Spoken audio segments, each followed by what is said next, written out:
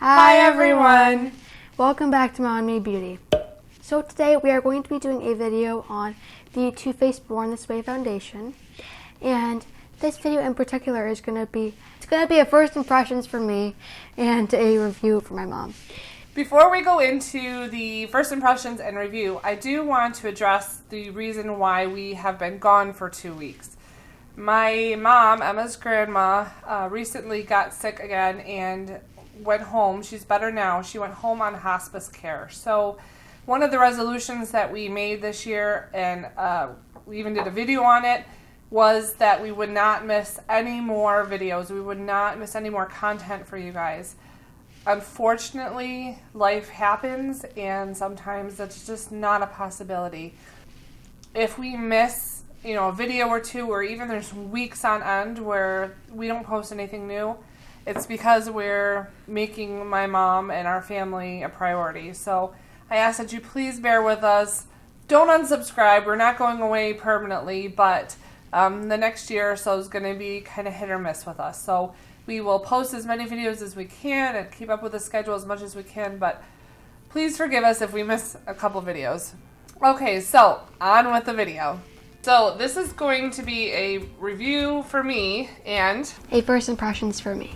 I've already put on my primer. I use the Infallible Pro Glow by L'Oreal. Love this primer, so I've already put that on. I've yet to put primer on, but the primer I'm going to use is a pretty good one. It's from Santee, and you can just get this off of shophush.com. We'll link that down below.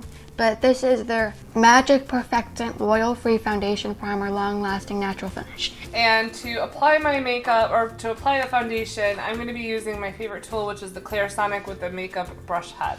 So while Emma puts on her primer, I'll just go ahead and start applying this. I have found, Emma and I both have the same shade, which is Snow.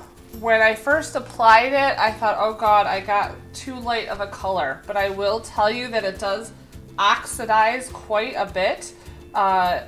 So be very mindful of that when you go to the store, to Ulta or to Sephora to get this foundation, if that's something you want to do. Just make sure that you put some on your hand and walk around the store for a little bit longer and let it oxidize so that you get the correct color match. It's usually mixed in with my Urban Decay Velvetizer. I absolutely love that product, but I have worn this without the Velvetizer, which is what I'm doing today. It feels very lightweight and very almost moisturizing, and it wears fairly well throughout the day. I don't have very much wear down, or it doesn't break apart on my skin. I will say that the places that I do sometimes have trouble if I don't mix in that Velvetizer is in my T-zone. More so on the tip of my nose, on the end of my nose, it kind of wears off a little bit. Otherwise, it wears beautifully, doesn't break apart on my forehead, which is another problem area in terms of oils that I get throughout my day. And I always make sure that I blend it down my neck, just so that I don't have that harsh line once it oxidizes.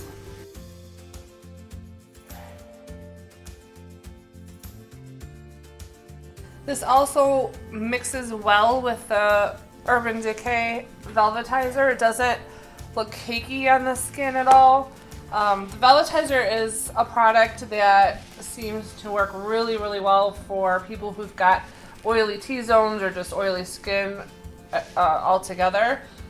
It mattifies the foundation, and it really gives it more staying power, more hold power.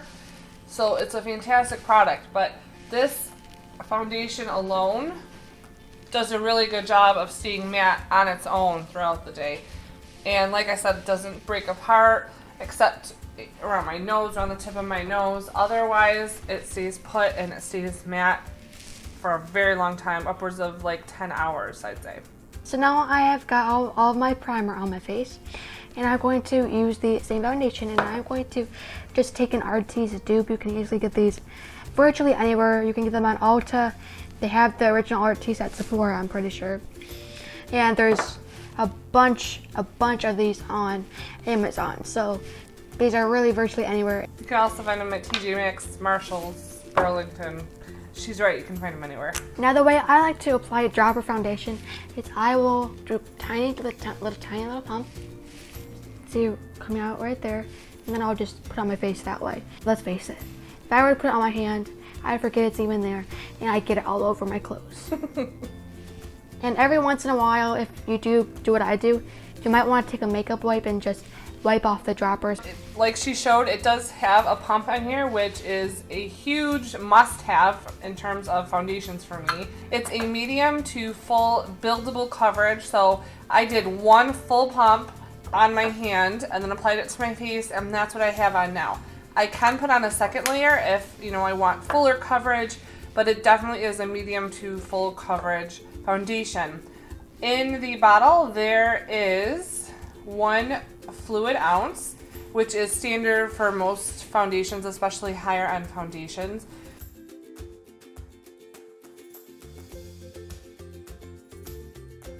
So this goes for $39. There are 24 colors in the range. I'm not sure that the Ulta that I bought this from actually had the full range of shades in store, but on Ulta's website there are 24 different shades that you can choose from. It claims to give you skin so naturally radiant they'll think you were born this way. Play on words. It's an oil-free foundation. It has coconut water, which helps to replenish the skin's moisture levels without overhydrating.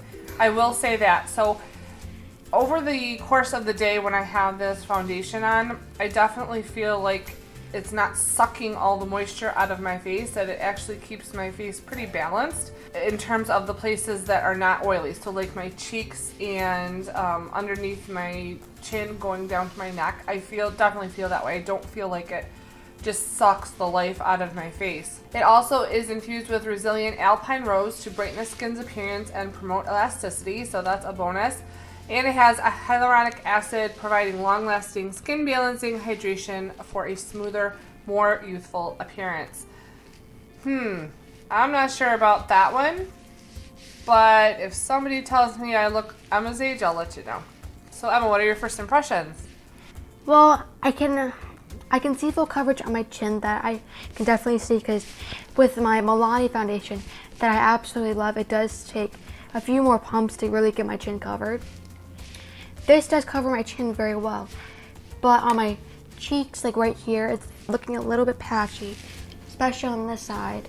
But as I'm applying it onto the skin with my brush, it feels very slippery and oily, which I never felt in a foundation before. Maybe it's my primer, because that does feel very slippery and oily.